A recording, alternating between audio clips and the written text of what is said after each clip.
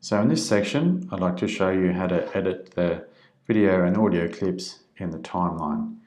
So to start off, you can add a title. Just click on the title word, and then you come in here and you can have a look at which one you'd like to choose just by scrolling across the window. So I'm just going to use this one. I click and drag and release and bring it to the start of the timeline. And then to change the text, as you can see here, it's already highlighted. Or if you want to do that again, you just highlight it and you can change it to whatever you would like.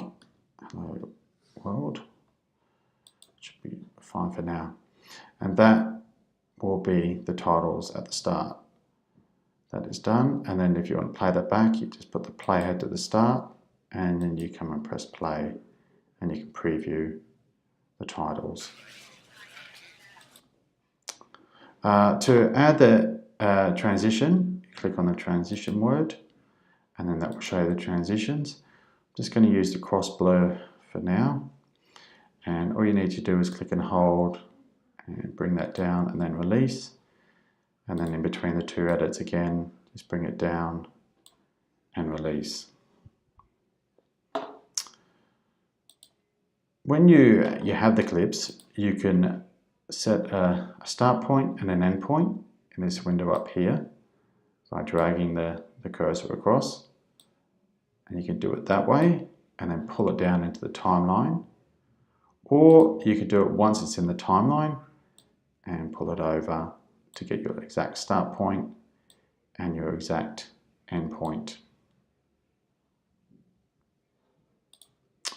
Also, when you're making, if you'd like to add some titles throughout the video clip, again, you can just select the one you like and then bring it down to the timeline and then just release as to where you'd want it, and you can add it again into the timeline and then grab the cursor back, and just to play that you can press the space bar and there is your title added throughout the clip. If you'd like to move the clip, the title clip, you just click on it and move it up and down to get the exact point where you'd like to have it. For checking the edits, you can just come back to this region here at the end of the clip, press the space bar to check your edits. To show that again, so you check your edits. For the audio, you can reduce the audio sound by just getting that cursor, a little icon, and move the bar up and down. You can also come over here and click on the little circle and fade the sound. And then if you want to have a closer look to get it just right, you can use the cursor here to zoom in and out. And that's the end of clip 2.